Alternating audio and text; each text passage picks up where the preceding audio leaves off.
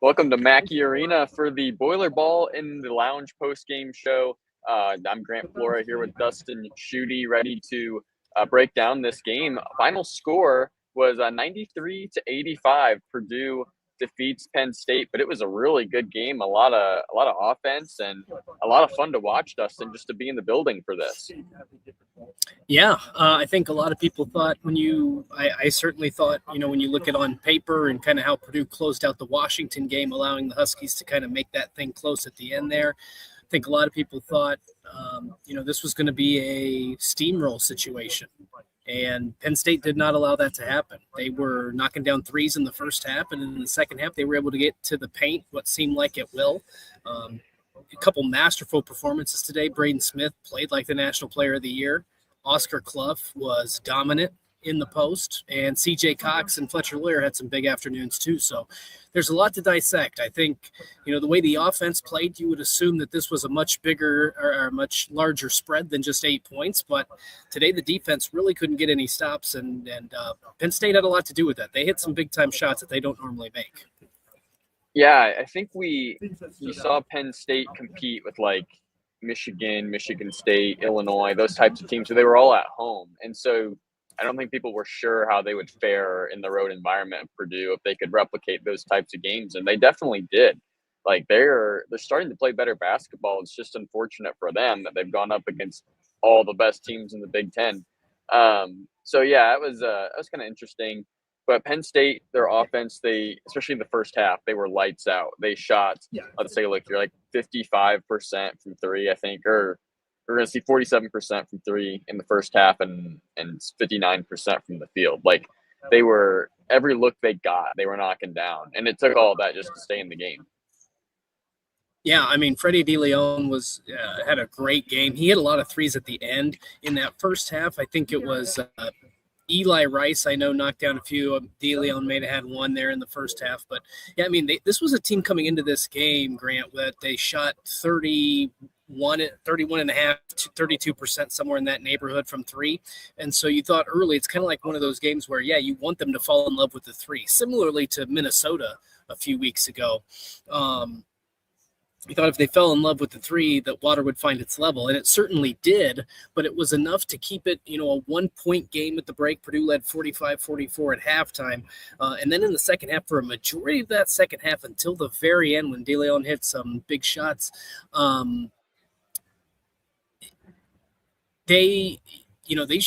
they shot the ball extremely well from three. I don't know what their final percentage ended up being. I could just look here at the looks like I'm saying 44. 12 of 27. So I think but for a majority of that second half, they only had 1 3. They were living in the paint. They were able to get the ball to the basket. They had 24 of their 38 points in the paint came in the second half. So it was really almost, I don't know if it was two different offensive schemes, but it was two different ways that Penn State was able to score the basketball in two separate halves, and it really gave Purdue some problems. Yeah, I think Coach Painter said it in that post-game presser. Like, when you have both teams playing offense as high of a level as they were today, it kind of becomes hit or miss, and the difference was the turnovers. Like, Purdue only had 3 turnovers in today's game, and I don't know what their season low is, but that's got to be pretty close. I mean, 3 turnovers against a Penn State team that was, trying to play decent defense was really good to see, especially with some of the turnover issues they've had. Like Washington, they had 14, if I'm not mistaken. So They took care of the basketball well. Braden Smith, I think, led the way stat line-wise, like pretty much no doubt about that. 26 points, 14 assists. He was amazing in this game. Yeah, and he came out of the gate shooting like – he had 10 points in no time at all. And at one point, when Purdue had a 24-22 lead, he had accounted for 21 of their 24 points based off 15 points and 3 assists at that time. So he was really setting the tone.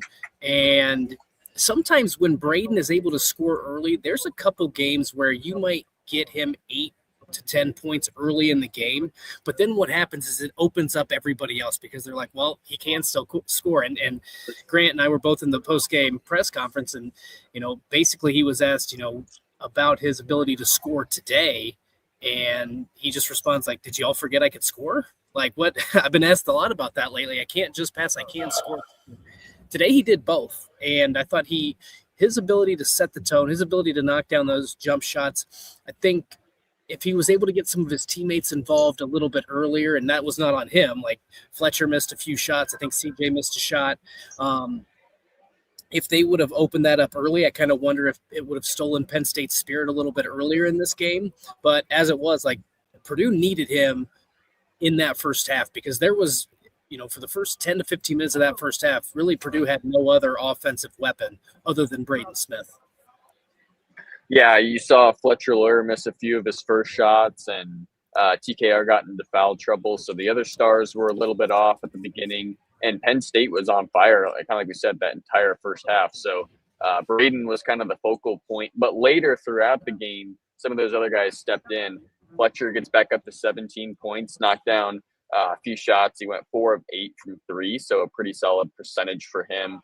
And just I think seeing him get back into the rhythm was really good because he's been going through a rough stretch of up and down. So to come back with a really solid, efficient game was a really good sign for him.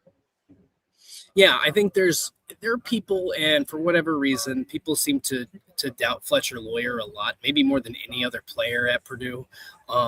And I think when you are on a team this good, there's always going to be that one guy that people like to nitpick. And we've seen this from Fletcher before, is all shooters go through this. It's not just a Fletcher Lawyer problem. It's people who shoot. And I don't want to put Fletcher in the high volume category because it's not like he's a Carson Edwards type where he's, taking 20 shots per game. But sometimes this just happens to guys who shoot the basketball a lot. And I think what gets lost here is, and Trey Kaufman-Renn said this a few days ago, like, even if he ends the game with 0 points, you still have to account for him. His ability to hit shots from the corner, his history, his ability to stretch the defense, like teams still have to honor that. And so whether he scores 0 points or 20 points, he's helping Purdue on the offensive end when he's on the court. And the other thing that I always caution against is like, well, you also don't want Fletcher to be playing his best basketball right now. You want that in March and April. And so if he goes through a slump, it's better to get it out in January and February or December and January than it is in March and April. So another really good performance from Fletch. He missed his first 2 and then he got knocked down an open 3. Then he got to the basket, got an and 1. Really nice game from him. I still think he's doing some good things defensively. I don't think he's the best defender on this team, but I still think he's helping on that end too. I don't have any concerns about him at all. And like I said, if you're going to have a shooting slump, now's the time to have it. And maybe this will be the game that breaks him out of it. He's just been, I don't even think he's been like consistently inconsistent, if that makes sense. I think he's just had a game where he's not shot well and a game where he's played pretty well. So just get a bit, like you said, I think ups and downs lately. Yeah. So obviously the backcourt was great with Braden and Fletch, but let's talk about Oscar Cluff for a second. 23 points, 7 rebounds. I think, TKR got into foul trouble early and then was kind of just in and out and couldn't really get into that rhythm. He was missing a lot of his push shots and stuff that he's made in the past. But Cluff really picked up that slack, and his ability to rebound and just get good looks at the rim with his physicality, but then also just flat out finishing and scoring was really good and helped Purdue kind of keep pace with Penn State, even during some of those times when, Penn State was right there, maybe even had the lead. So Oscar Cluff was tremendous tonight. Yeah, he was a player that, to me tonight, I think he had probably some of the most important possessions that Purdue had tonight. They end the game with 15 second chance points. Oscar Cluff had 4 offensive rebounds. He scored 6 points, and then he had the assist to Trey Kaufman-Renn. So they got 8 points of their second chance points off of Cluff's offensive rebounds. And so we talk a lot about his ability to rebound the basketball and what a dimension it adds, but the efficiency, and I haven't gone through, and I'd like to know if there's probably some way I could get this statistic, but I don't have it at my fingertips right now. But his ability to rebound and then be productive with it, whether that's getting an assist, putting it back, and like it's the old saying, like sometimes your best shot is a missed shot because Cluff's going to be there and then put it in on the rebound. And Painter said this too, like we don't draw. Like we get him some post-ups, but it's not like he's Zach Edey down there, right? Like or Isaac Hosmer. We're going to continue to feed him every single possession. It's a situation where they're going to get him some a couple post-ups, but at the same time, like go get the ball, go get yourself more opportunities. And he was 10 of 11 tonight. He had a couple assists, he had a block. I thought he played in the first half pretty good defensively. I think he had some lapses there in the second half, but just a really good overall performance. And to your point about TKR, even though tonight was not his night, I think the one thing that you look at, and he did this against Washington too, still making a contribution with 9 rebounds today.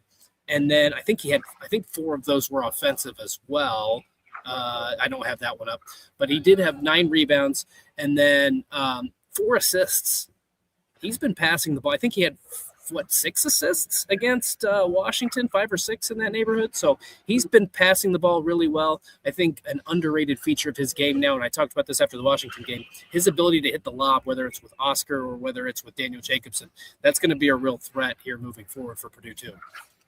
Yeah, and clearly TKR was a focus for Penn State in the defensive end, so it allowed guys like Cluff to have more opportunities. And back to Cluff as well, like they've talked about his efficiency, and it's like, well, why wouldn't you give him more shots if he's that efficient? But like it shows the depth and the talent of this Purdue team that like there's only so many shots Oscar Cluff can get because you got to have shots for Braden and Fletch and TKR. But Oscar's still a huge piece of that. So that front court did a great job tonight, even though the numbers were different than what you normally see. Like because Oscar Cluff's scoring was up, TKR's was down.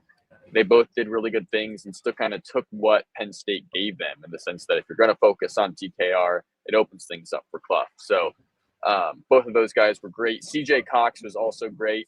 It's crazy to me that at the start of this season and even the first few games, you're talking about, who's going to be that 5th starter for Purdue? Where's it going to come from? Who's going to break out? There's lots of talk of Jakari Harris and Omer Meyer, and they've had strong seasons so far. But CJ Cox, especially these last few games when Big Ten play has started, has just looked amazing as that 5th piece.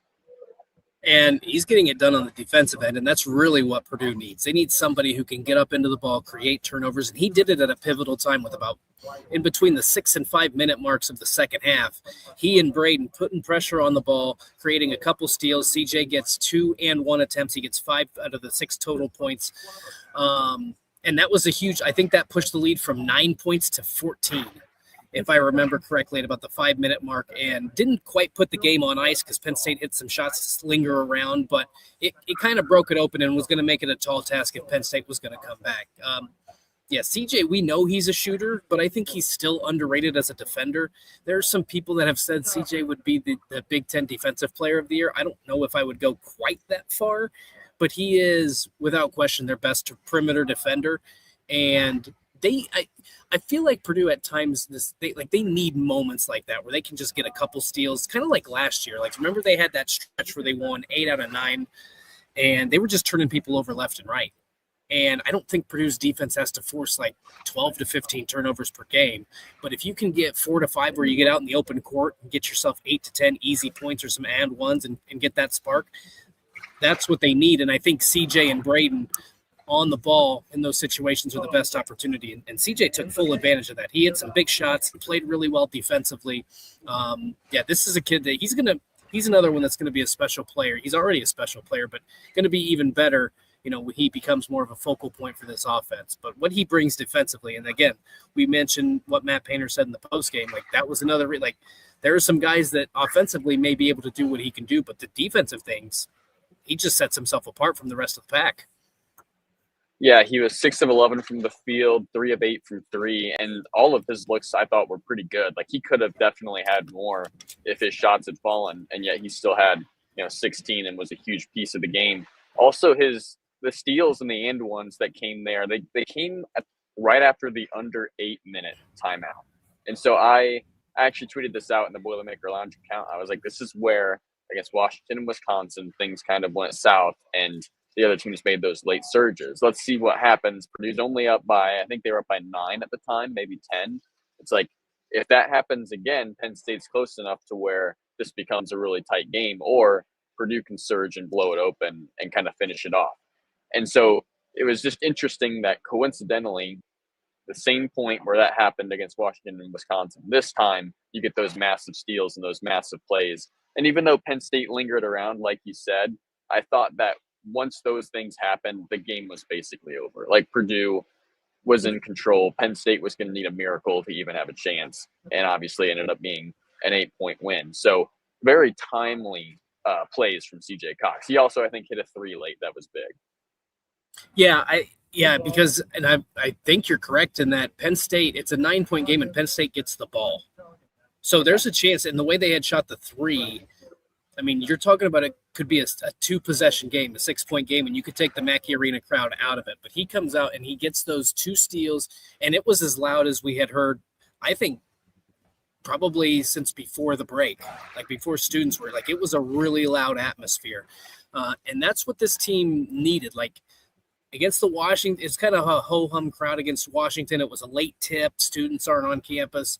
This one had a little bit more energy from the jump, but that was the moment. I think you're right. I think that pushed it to 14, and it felt like game's not quite over, but at the same time, like, it's going to take an awful – like, Penn State's going to have to play perfect these last 5 minutes to outscore Purdue by 14 in a game where Purdue – we talk a lot about Purdue's defense and Penn State's offense. Purdue's offense was damn good today.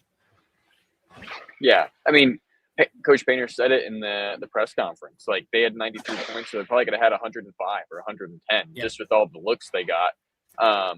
So, yeah, that was awesome. I also, to your point about the crowd, like, I agree that even though students weren't here either of those 2 games, like, the crowd today felt just like there was more of a buzz and they were a little bit more into it. And obviously the game was probably closer throughout more of the game span than what it was against Washington. It was a much bigger lead for most of the game, but still, like, they were a huge part of it. And those moments where CJ Cox got the and ones, and a couple of those moments where they hit some threes and forced timeouts, like, it was pretty loud in here. So credit to the crowd for sure. But a nice win for Purdue. Penn State. One thing I noticed about what Penn State was doing, especially in the first half, it just felt like they were picking up that tempo. Like, they wanted to play a little faster. Purdue would score 5 or 10 seconds later. Penn State would come down and hit a three. And they played a higher possession game, which I think was part of the high scoring.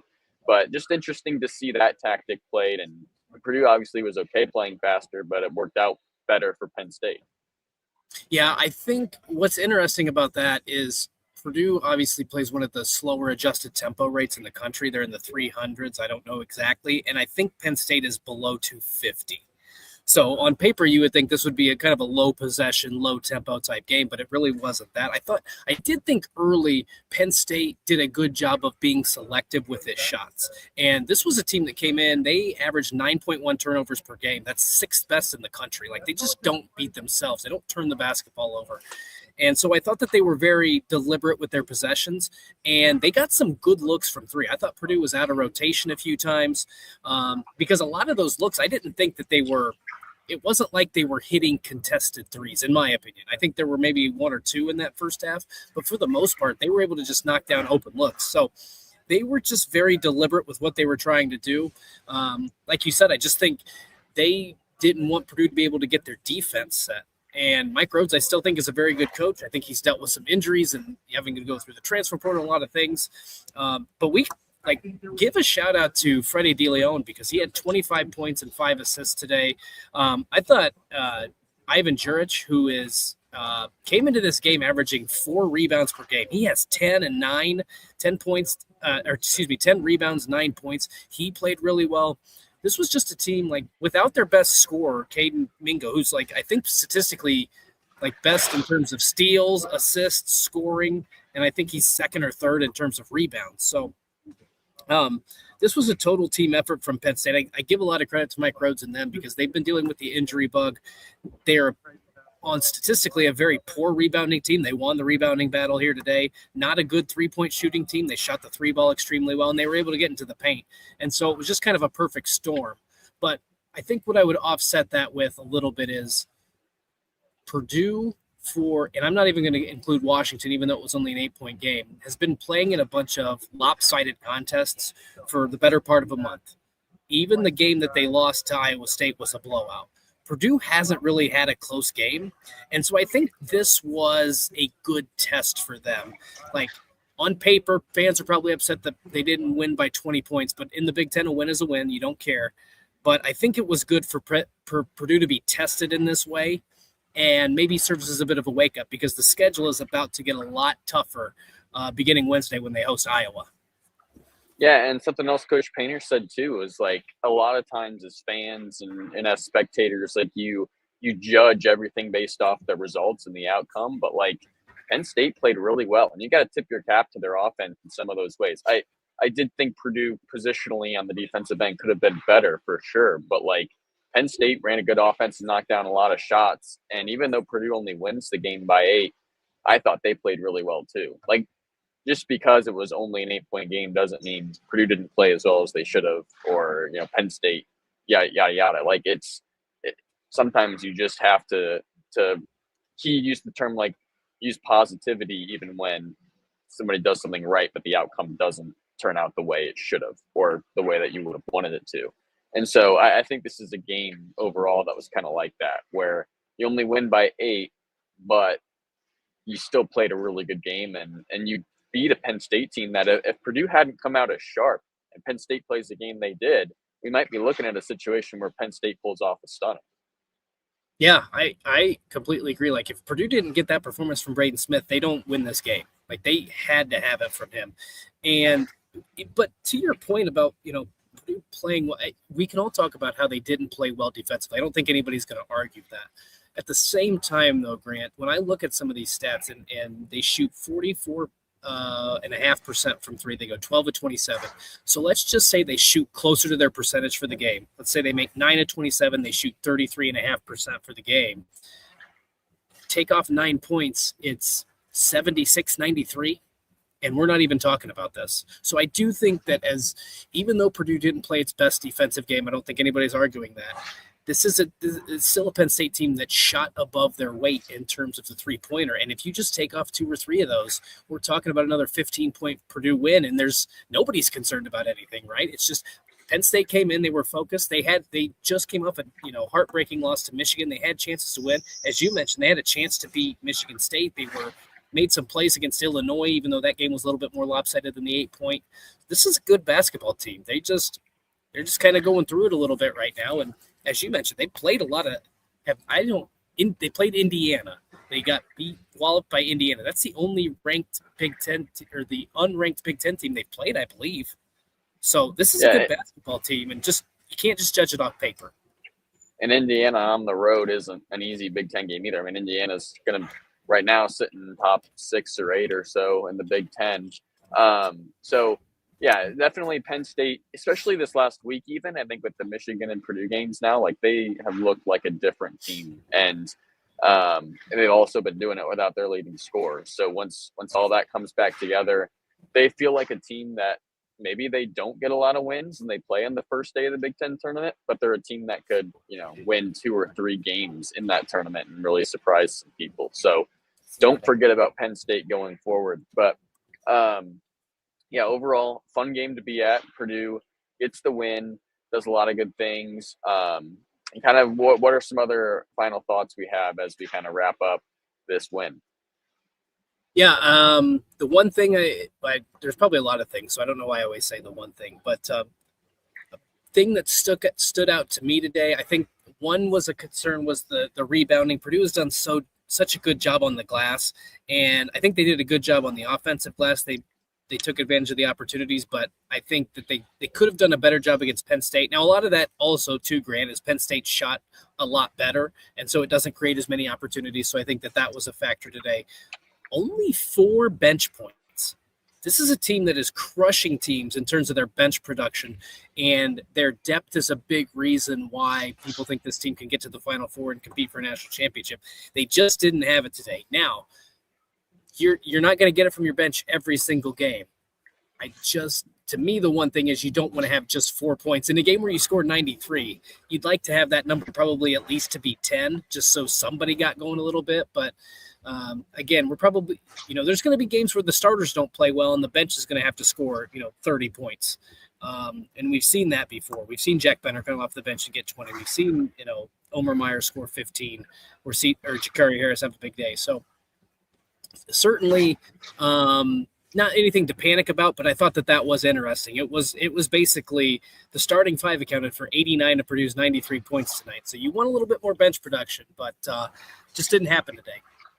Yeah, you look at the minutes too, like minutes for the 4 bench guys were down, and I'm sure part of that was because they weren't producing as much and the starting 5 was playing well, but obviously that is a factor. But yeah, like you said, the bench only 4 points when you've got Shakari Harris, who's had some big moments, but also has had some quiet games recently. Daniel Jacobson, who I would have thought could have been a bigger piece in this with his overall height and size. So he only had the 2 points. He didn't even have any blocks. I don't think he had any.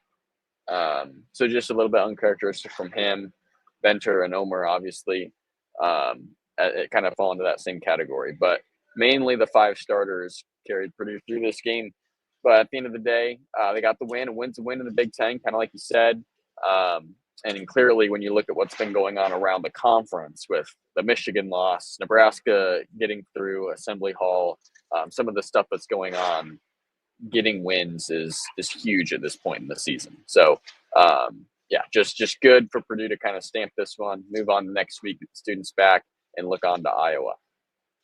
Yeah, couldn't have said it any better. It's a long season, and sometimes you just have to grind out wins. And again, Purdue hadn't played really a close game until today in a month, and so I think that it is since that Baja Mar championship. So I think today was a good thing for Purdue to have to be, battle tested and grind one out, make some plays down the stretch. I think they're only going to be more prepared now for Iowa and then the trip out to the West Coast here coming up. All right, yeah, that'll do it for us on Boiler Ball post game in the lounge. Purdue 93, Penn State 85. For Dustin Schutte, I'm Grant Flora. We'll see you next time for Purdue versus Iowa.